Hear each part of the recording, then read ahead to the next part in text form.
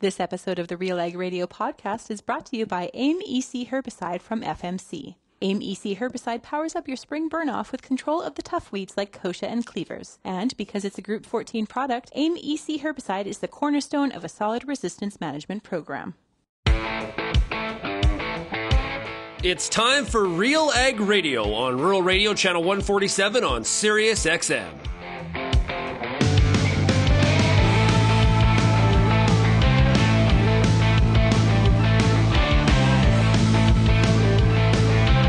RealAg Radio and RealAgriculture.com is your home for insight and analysis of the issues that are impacting your farm business. Let's get real and get connected with RealAg Radio.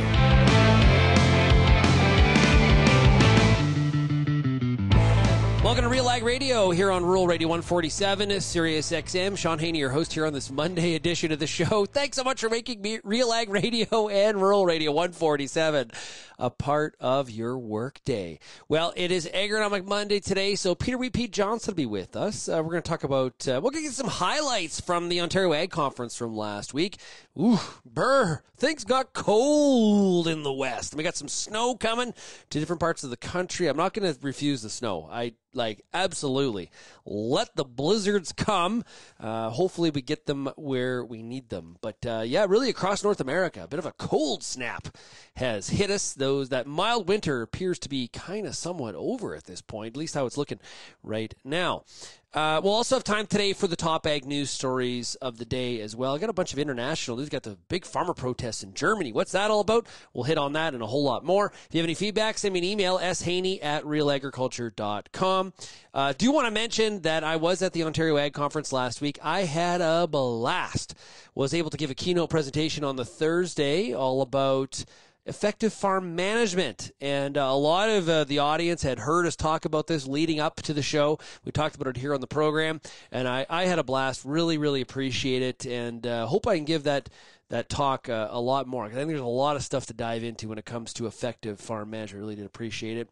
On Friday's show, I picked Montana to beat South Dakota State. Ooh, that was a bad pick. People called me out. How can an ag farm broadcaster pick a non-ag school when they're playing a very much an agricultural school? Yeah, okay. You called me on it. I knew as soon as I said I was cheering for the Grizz, somebody's going to call me out on it. So it has to do with basically proximity. I'm closer to Missoula than I am Bozeman. That's my only excuse that I can give you.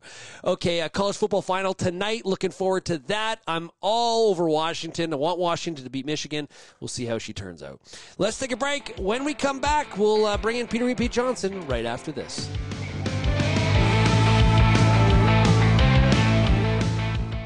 It's time for today's product spotlight. Joining me now on the line is Barry Mann. He's with Genesis Fertilizers. So tell me, Barry, what is the Genesis Fertilizer Project? It's a limited partnership with primarily farmer involvement, farmer ownership. And the project was formed to build out a Western Canadian fertilizer manufacturing and distribution system. So we're moving directly into the production of primarily urea, and then building out a system of distribution centers across Western Canada for the storage and blending. So farmers are taking a stake directly in the plant based on the amount of fertilizer they use on their farm. They're going to own the equities in the company that represent those tons that they're using. The ownership is going to be the farmers. Those profits, those margins, which are, like I said, are some of the greatest in the industry, they're going to stay on the farm. For farmers who are interested, where could they go for more information? GenesisFertilizers.com. The Canola School on RealAgriculture.com is your one-stop shop for everything a canola grower needs. Check out our free video series on YouTube for all the latest in canola agronomy, research, marketing, and more. Don't have time to watch? Download the podcast version of the Canola School on RealAgriculture.com or anywhere you download your podcasts. Stay on top of all things canola with the Canola School on RealAgriculture.com, brought to you by BASF and Invigor Hybrid Canola.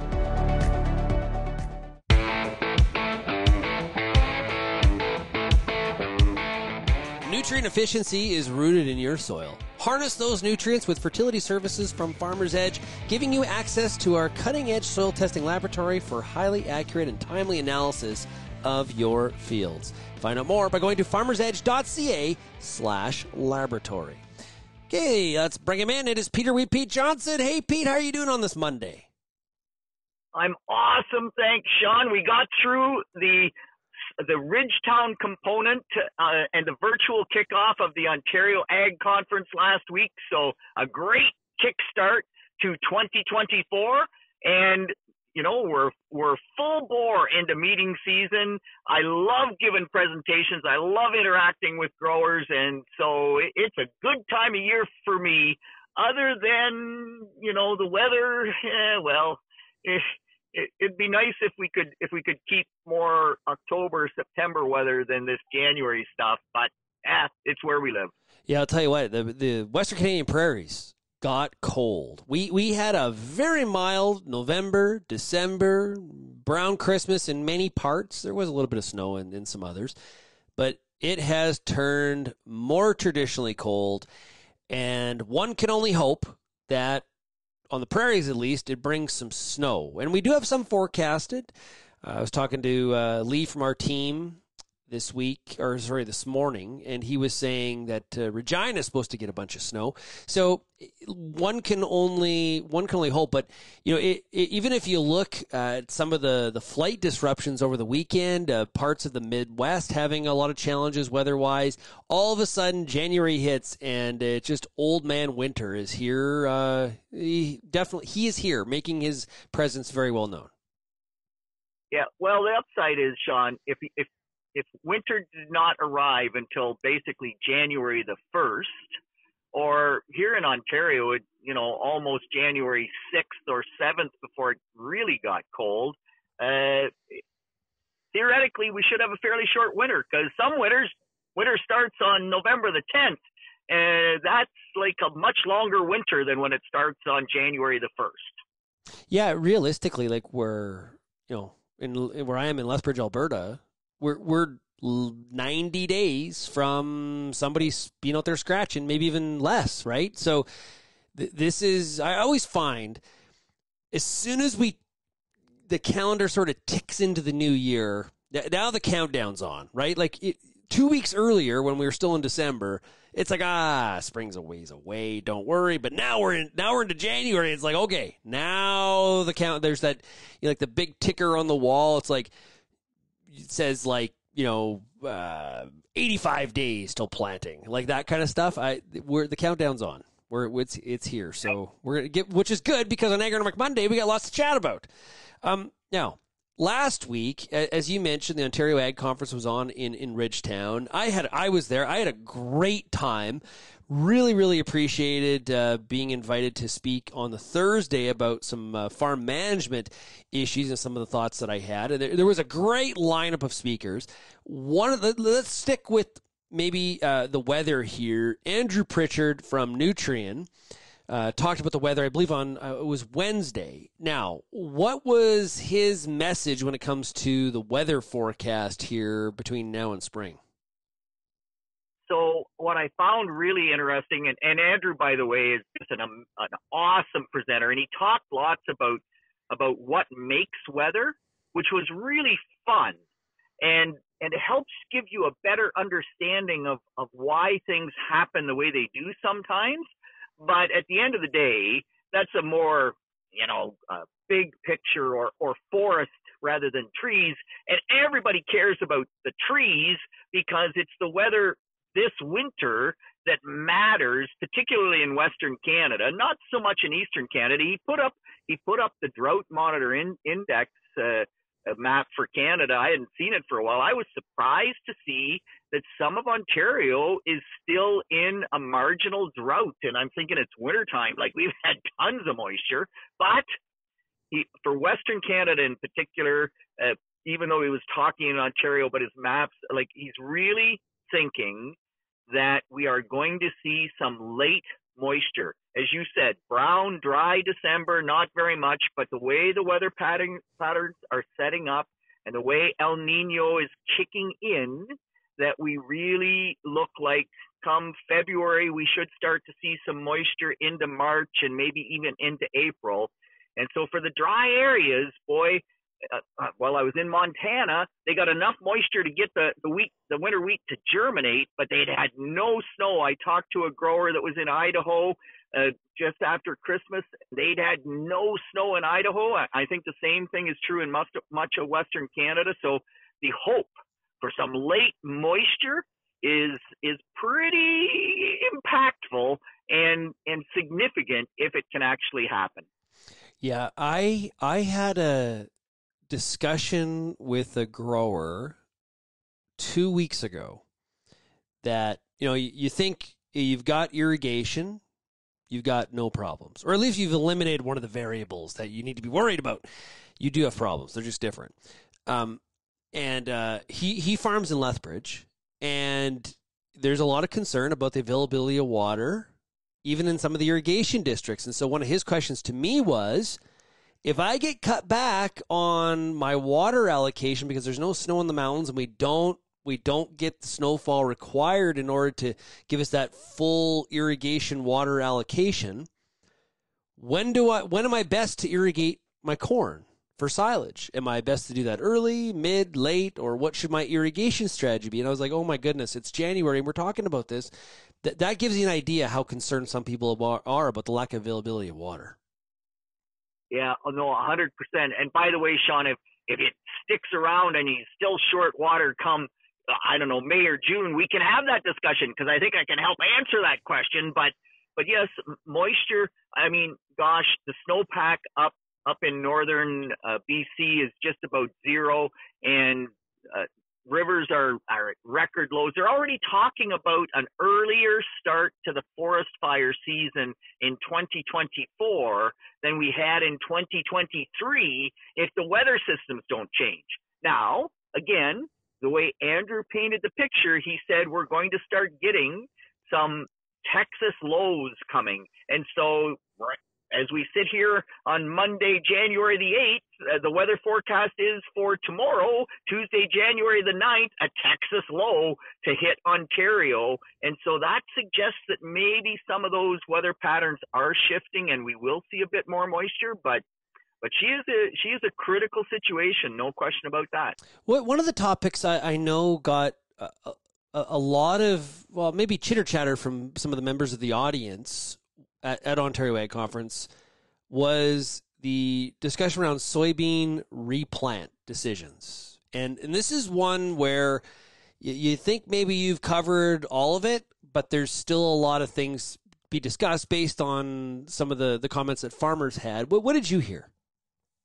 Yeah, so the Horst Bonner and Bob Thurwalls, Horst, of course, is the soybean specialist for the ministry, and Bob Thurwalls with DeKalb. He's an agronomist with Bayer DeKalb here in southwestern Ontario. They did just a really nice job talking about soybean replants and, answered some of the questions that you wonder if you drive through the soybeans, like how many soybean plants do you kill? And I tweeted out some of that information, and I was like you, Shaun. I kind of thought, it's good to review that information, but we know that if you have 90,000 plants per acre on a loam soil, you shouldn't replant. In fact, some of the data that Horst showed from Wisconsin would suggest that if you had 60,000 plants, you should not reseed. And Horst said, oh, wait, stop. I think that's a little bit low. And so I tweeted some of that information, and man, the feedback was really phenomenal. And I think what it proves is that you can look at the research data. It's an awesome guideline, but then you have to apply the research data to your own situation. So Kevin Kimball down in Essex County saying those numbers are far too low on my heavy clay soil. I definitely need, at least 120, 130, 140,000 plants per acre.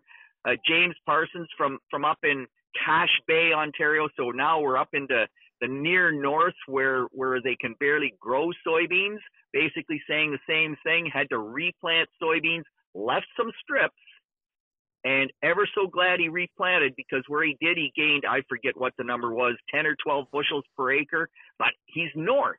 And if he doesn't get enough nodes per acre, and his growing season is short, so that his only opportunity to get nodes per acre is by having enough plants that get maybe 12 nodes per plant, whereas if I move down into Iowa, we can get 20 nodes per plant, or I don't even know what the number is, but a lot more because we have a much longer growing season. So that research data is awesome, but you really do have to back up and kind of fit it to your own situation, understand your soil temperature, understand your soil type, understand your latitude, your geography in terms of how that plays out. And that whole discussion was way more fun than I ever thought it would be when we decided to put that on the Ag Conference list of topics. But those recommendations are, you like, remove soybean replant and put in, canola reseed because of flea beetle damage, and you're having those same points apply, right? 100%. And I mean, you got to be a little careful. They maybe don't apply quite as much when you come to a corn crop, because corn doesn't compensate quite the same way that a soybean plant or a canola plant does, or even a wheat plant does, right? Corn doesn't tiller, and it will compensate to a certain degree, probably more than we think, but you're 100% right that it applies to a lot of crops, but don't just say because budding agronomist Shaun Haney said on RealAg Radio that it applies to all crops. Oh, stop. There's a few crops where you'd still have to just look at that a little bit differently. But it also kind of fits into one of the messages that I had in last week's keynote at the conference, was that optimal sweet spot of what the data says, right? And that's the research. What does the data say? And then also applying some past experiences, and some would call that the gut. But I like past experiences better, because it's not just sort of like you're putting your finger in the air and seeing which way the wind blows. You're actually applying qualitative things that you've experienced in the past, what's happened. You kind of combine that, and that's where you're making some more informed, kind of the best case scenario sort of agronomic decisions. 100%. Yep. And every year is a little different, so you always have to factor the year conditions in as well. Yep. But if you've done it on your own farm and you've sort of sorted out that, it works this little tweak differently because I'm a heavy clay soil, or this little tweak differently because I'm a sand soil. I mean, Anne Vermeersch was part of the Drive Said chat, and we were kind of all saying, well, we don't worry about temperature when we plant corn. And she said, wait a minute, I'm on sand soil. If a cold snap is coming and it's early, I can't plant because the sand soil doesn't buffer the temperature the same way that a silt loam or a clay loam would. And it's just like, yep, 100% correct. You just always have to apply that data that you have to your own situation. Yeah, that makes a lot of sense. Interesting stuff. Okay, Pete, we're going to take a break, and we've got more coming up here on Agronomic Monday on RealAg Radio right after this.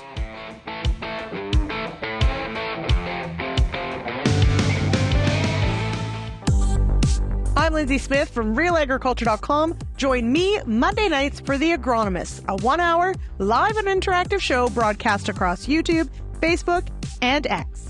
Monday nights at 8 p.m. Eastern, I host expert agronomists from all over the country to give you answers to some of the toughest agronomic questions. Join us live or catch the replay Tuesday morning. That's The Agronomist with me, Lindsay Smith, Monday nights live at 8 p.m. Eastern. As you look ahead to the next growing season, there's a lot to consider when it comes to your crop. You need every possible advantage available to you. The Pulse School on RealAgriculture.com has everything you need to make the best choice for you and your farm. On-demand videos with leading industry experts, available anywhere, anytime.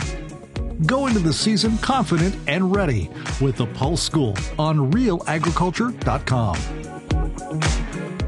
FP Genetics relentlessly brings innovative new seed genetics to Canadian farms, ensuring growers, breeders, and farmers are supported and viable. Being a valued partner on your farm for decades, you can expect the continuous pursuit of the best genetics. Visit fpgenetics.ca to discover FP's strong portfolio of wheat, durum, barley, oats, peas, and rye, or contact your local FP seed dealer or territory manager to discuss your certified seed strategy specific to your region.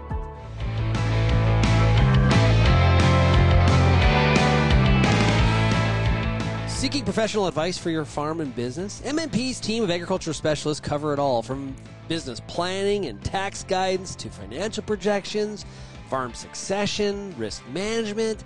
Visit mmp.ca to connect with the experts today. Shaun Haney, joined by Peter Pete Johnson here on this Monday. Hoping you're having yourself a great day and enjoying some of the wintry weather, as we already discussed here on the show. Now, Pete, we also heard last week from Colin Chappell from the UK talking about sustainability. What did he impress on you? Yeah, so just an incredible story, and really appreciate Colin coming across the pond, as it were, and being one of our kickoff speakers. He is the first ever winner of the UK Sustainability Award. They never had one before, and so he's the first winner. And he had many different good messages. And I mean, you got to be a bit careful with some of it because the UK is different. I mean, he had, if I recall correctly, he had 1,400 acres. He had 67 fields. Yo, whoa. 1,400 acres, 67 fields. Yes, that is the numbers I wrote down. Ugh. And, yeah, it's just like everybody kind of rolled their eyes and said, oh my, like, what in the world? But, I mean, part of it is just the history of that area. Part of it is that it's a small country. They have to keep up their hedges. I think most people know this, but yeah. And he got asked, so like, that seems really small. And he said, look, we're 70 million people. We have 10 million arable acres or farmable acres. We have people looking at us, watching us. We actually have to maintain walking paths through our fields, and the people walk those paths. And when they walk those paths, they are looking at what we are doing. And so his biggest field was 90 acres. And he said, that's a kilometer long. That's awesome for us. That's massive. It's like, well, oh my Pete, gosh. that's an average of just under 21 acres per field. Yeah, absolutely. It's brutal. Yeah. So lots of turning, lots of issues, but that wasn't really the, I just find that, that starting point so much different than where we are here in North America. But when you ask me, like, what was the real take-home message? His real take-home message was control the narrative on sustainability. He said that in the UK, they have lost the narrative on sustainability, that agriculture is barely even at the table when they talk about what sustainability means or what it is. Meanwhile, everybody is talking about sustainability in an agricultural context, and the farmers don't really have a say in that. And his message was, don't lose the narrative. You really need to be able to be in there and help shape that narrative. And by the way, Terry Daynard has talked about this as well, that we need to get out in front of it.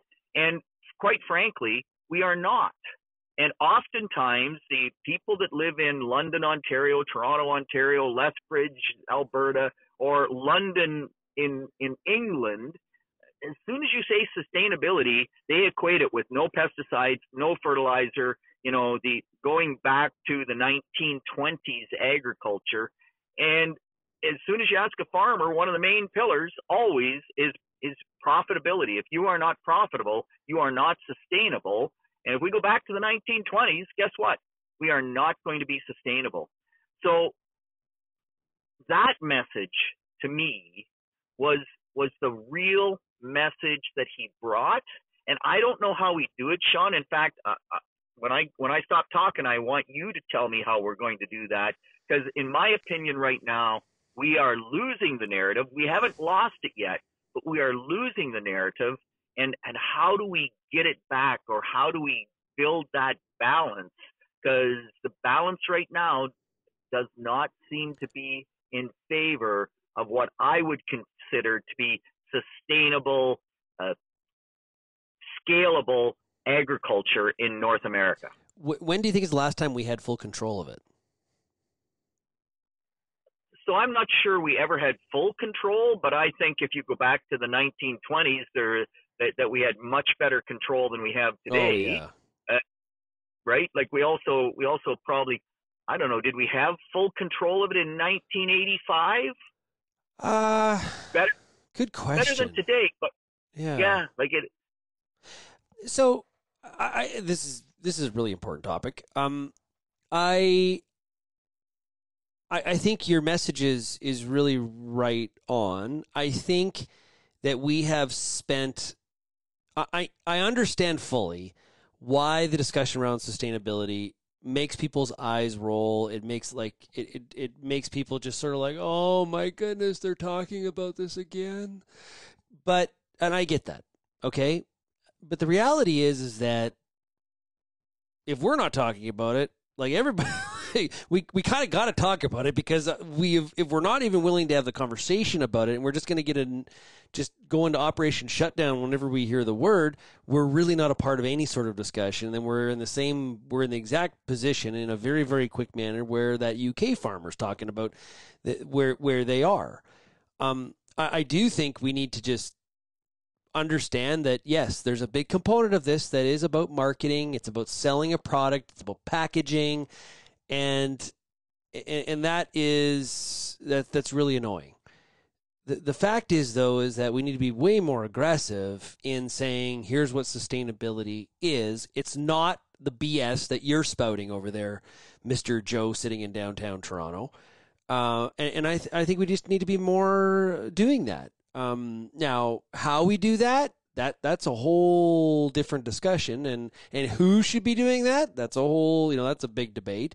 And there's lots of groups that try to, position themselves as such, but as an industry as a whole, we do need to be more involved in it, and we need to be less upset about it, and really take advantage of the fact that people are interested in it. And this is why, when you're talking about, everybody has what is the definition?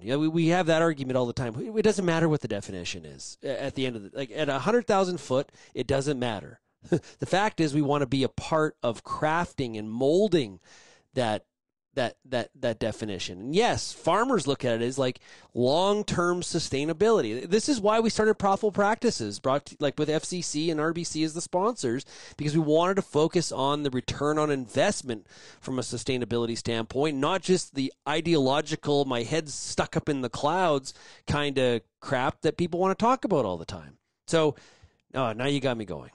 Appreciate that, Pete.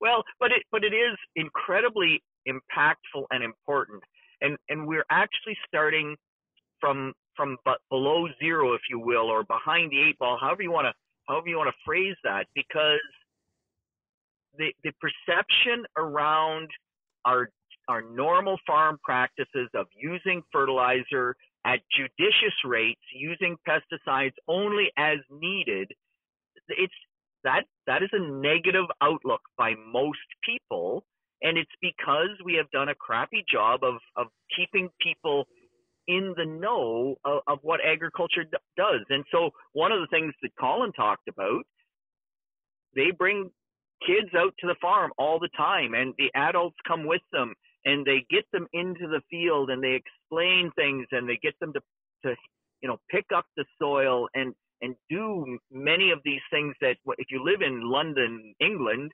you don't get to do very much of. And so my question to him at that point was, well, that's great. So the kids have a bit better appreciation, but the kids don't make policy. It's like, how do you get the politicians there? And so he also walked through how they try to get the local politicians there with the kids and try to move that bar forward. But boy, there's just a whole bunch of things going on in the UK, and we often follow that model in the Netherlands as well, right? They're trying to do away with some livestock production, and we talked about that. And so this whole concept of being part of the discussion had a bit of a discussion with an agronomist group, and some of the agronomists in that group also kind of said, well, it's really undefinable. Most of my farmers are sustainable. Why does it matter? And it matters because it's not that the farmers are sustainable that drives the discussion. It's the perception of what we're doing by the general public that drives the discussion. And so that's where we have to focus. Yeah, I use the example lots in this, is that I think we should all look at the relationship of McDonald's to the beef industry and the Canadian Roundtable for Sustainable Beef, and how, thank goodness, McDonald's sees value in the product that Canadian producers are raising on a daily basis. I love when I see those semis rolling down the freeway and we see, thanking Canadian farmers. They have really embraced the great practices that are in place on Canadian ranchers on their grass and in feed yards in Canada. I think it's awesome that they have done that, and obviously they've created some criteria in the Global Roundtable for Sustainable Beef and all that.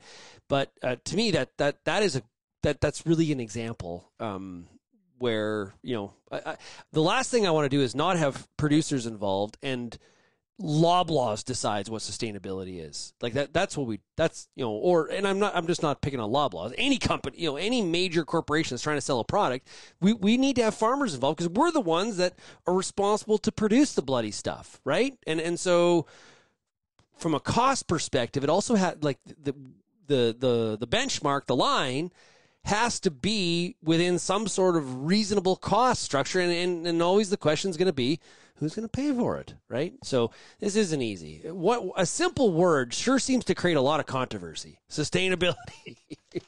You'd think there'd be more good.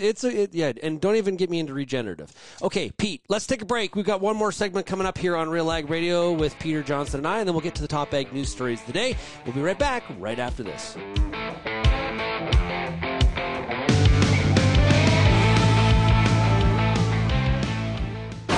Through a growing storm of kochia, cleavers, chickweed, and more, there's a clear path. Introducing Oxbow, a versatile cereal broadleaf herbicide that gets the job done. Powered by Duplisan technology, Oxbow is your workhorse on resistant kochia and other tough weeds. With flexibility in timing, rates, and recropping options, your path is clear. Find your way on the path of least resistance at newfarm.ca/Oxbow. There's a reason we call it the Corn School. Videos on everything from planter setup to weed control, field trial results, and the latest yield strategies. The Corn School on RealAgriculture.com has the information and advice you need to help you succeed. Brought to you by Pride Seeds and BASF. Corn School episodes are available at cornschool.com, from RealAgriculture.com, or as a podcast in your favorite podcast app. Check out the latest Corn School episode today.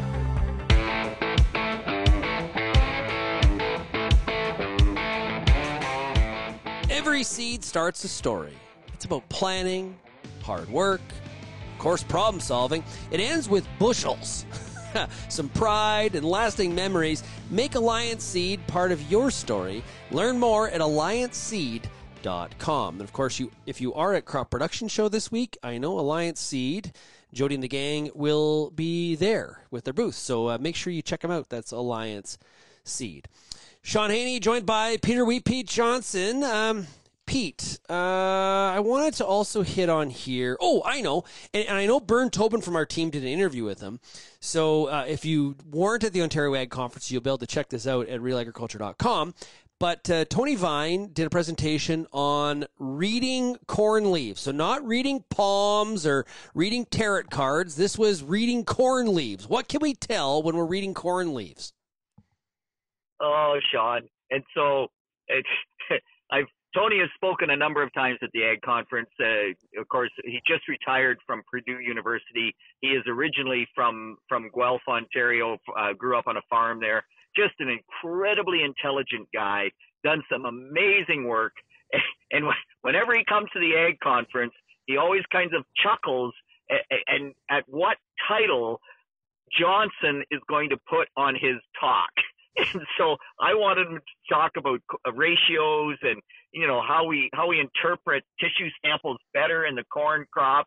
And reading corn leaves was the title that he agreed to. So it's not psychic, but boy, what an incredible presentation he made, because it just sets tissue testing in corn totally on its ear. And who knew that that's where he was going? But he actually just finished a brand new study before he retired on tissue testing in the corn crop. And he did it because all of these super high yield growers, right? The Randy Dowdy or David Hula, man, they talk about tissue testing corn weekly and using that to predict what you should be doing to the corn crop. And they're amazing corn growers. So Tony kind of said, wow, so we got to look more closely at this. Of course, the standard technology is to take the most recent fully expanded leaf and tissue test that, or you tissue test actually the ear leaf at silking at R1. And that's the basis that we've used. And Tony said, well, is that actually correct? And it turns out that it's not correct. And so all of these things that we use, you know, if your ear leaf is not 2% nitrogen, and don't quote me on that because I'd have to look back at my notes to make sure that was the right number, but it's either 2 or 3% nitrogen at tassel timing, you're deficient nitrogen, you should have put on more. Yeah, Tony says that actually doesn't relate, that the corn plant really will focus on keeping the nutrients in the ear leaf, in the leaf above the ear, and in the leaf below the ear as fully charged as possible with nutrients, because those are the leaves closest to the ear. They're the leaves that feed the ear the most. And when you sample that, you could be nitrogen deficient on the 4th leaf down, or on the 8th leaf, or the 11th leaf, or the 12th leaf, often what he sampled, or on the ear leaf. And the plant is robbing those leaves to keep the ear leaf in good shape. And so those numbers don't mean nearly as much as we thought. And it really does turn us around and say, man, we gotta look at this differently. We got to decide or figure out which leaf actually works the best. And it is actually different for different leaves that you look at. Like the 8th leaf is best for phosphorus. The top leaf is best for sulfur. The 12th leaf is best for nitrogen and potash. And so when you put it all together, the 12th leaf, and remember the ear leaf is typically the 13th or 14th leaf. So if you kind of go 2 leaves below the ear leaf, then that's probably a more accurate predictor of the nutrient status of the crop. And I mean, his presentation, he had so much great stuff. He said that you cannot tell from a drone shot above if you have nutrient deficiencies. They saw with very similar images or similar readings from NDVI, they could see 60 bushel yield swings. He says if you're going to sense that, you actually have to use a robot and probably sense the lower leaves in the canopy, send the robot down through the row and let it sense the lower leaves in the canopy. You'll get a much better reading from that. And those robots could also, instead of the poor agronomist Johnson out there, you know, fighting through the corn trying to get tissue samples, that robot can pull those tissue samples. And maybe if we start sampling some of the lower leaves and re-looking at what our critical values are, that we could drive the process even higher on corn yields and understand those nutrients better. How does tissue testing, like how is the value on other crops? Wheat, canola, soybeans. So I think it's exactly the same as it is on corn. I think that we have a bunch of standard numbers. I know we do for wheat, for example, right?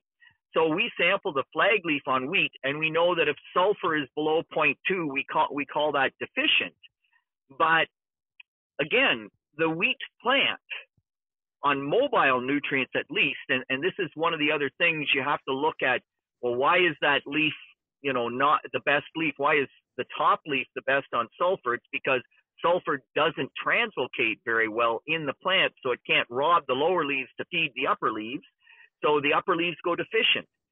But when you look at the flag leaf, chances are that the wheat plant is going to do everything it can to keep sufficient nutrients in the flag leaf, because that's the leaf closest to the head, the leaf that's going to make the most yield. And so I think other crops are just about in the exact same place as corn and what Tony has discovered. And, brand new findings at the end of his career. Really, really cool stuff. But do I need to do it weekly?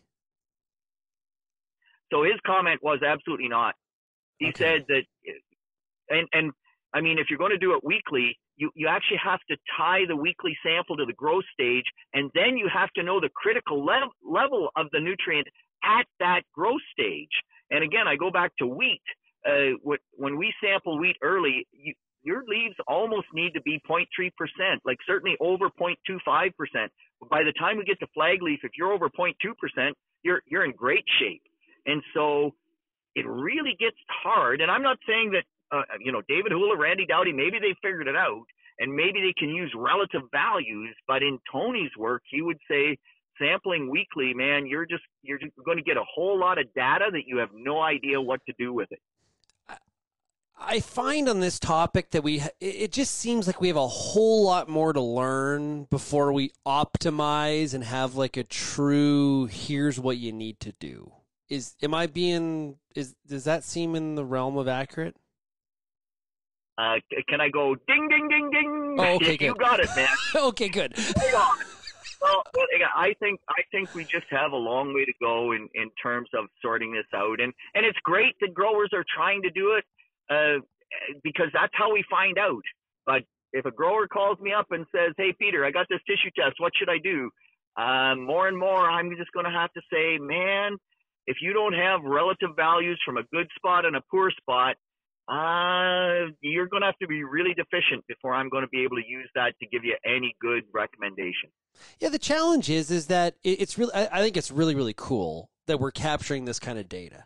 Okay, I think it's a massive advancement on getting information on what that plant is doing in that field at that point in time in comparison to the things that we were doing 20 years ago. The question is, though, so what? And so if I've got this information, so what? What do I do with it? Do I just sit there and say that's interesting? Or do we know enough to be able to, okay, now that I know this, I can make some decisions and changes in midstream. And Pete, remember last week I was talking about leading and lagging indicators, right? This is a leading indicator, right?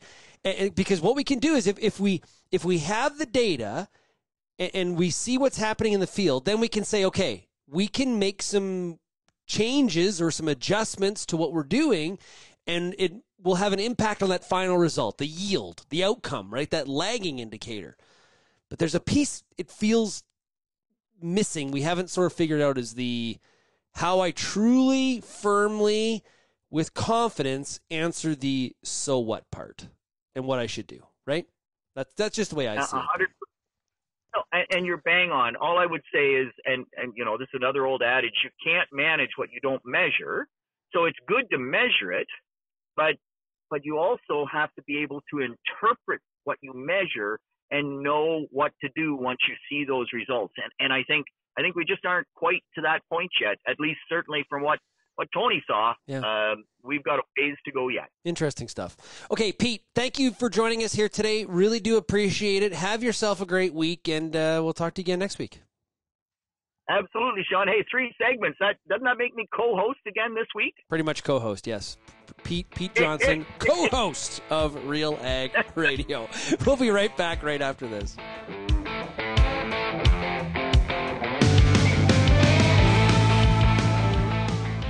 What's next for your fields?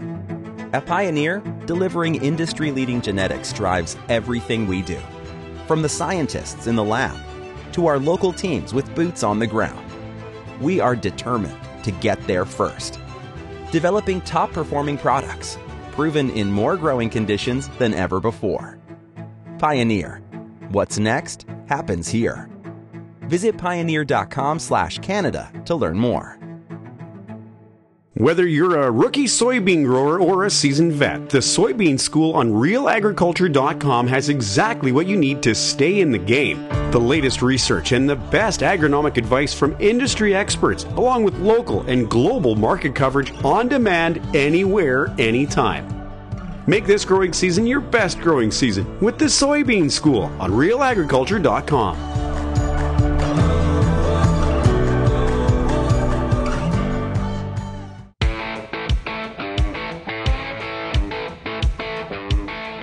Welcome back to RealAg Radio. It's now time for the top ag news stories of the day, which is brought to you by Genesis Fertilizers. Nitrogen fertilizer is your number one expense. Farmers are working together through Genesis Fertilizers to solve the problem of high prices and security of supply by planning a state-of-the-art nitrogen plant. Farmer-owned. Security and earnings through ownership is the solution. Visit Genesis today at genesisfertilizers.com to learn more. Okay, let's dive in here. Lots of issues happening here this beginning of the week, the second, I guess really the first full week of January 2024. But now a story from Europe that is, I think, getting widespread attention here. German farmers have launched protests against the government's plans to phase out subsidies, leading to road blockages with tractors across the country. I've seen a number of videos and pictures.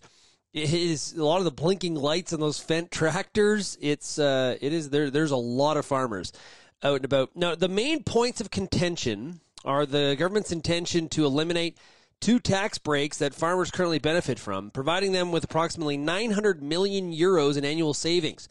Farmers argue that these proposed cuts could threaten their livelihoods. The government had initially planned to end these subsidies abruptly, but it has since adjusted its approach due to budget constraints following a court ruling that invalidated the national budget. The modified plan involves a gradual reduction of the tax break for agricultural diesel, which is going to be a 40% reduction in 2024, followed by a 30% reduction in 2025, and complete elimination in 2026. Real Agriculture's Kelvin Hepner pointed out to me that on the BBC this morning, they were one of the big issues here too is that Germany is cutting these subsidies while France is not, and so it comes down to a bit of a competitiveness issue. It feels a little bit different than some of the past protests that we've seen in places like Holland, where it's about some environmental policy, some plan around nitrogen or what you can and can't do on your farm. This is around subsidies and the government backing off on how it's going to support the industry.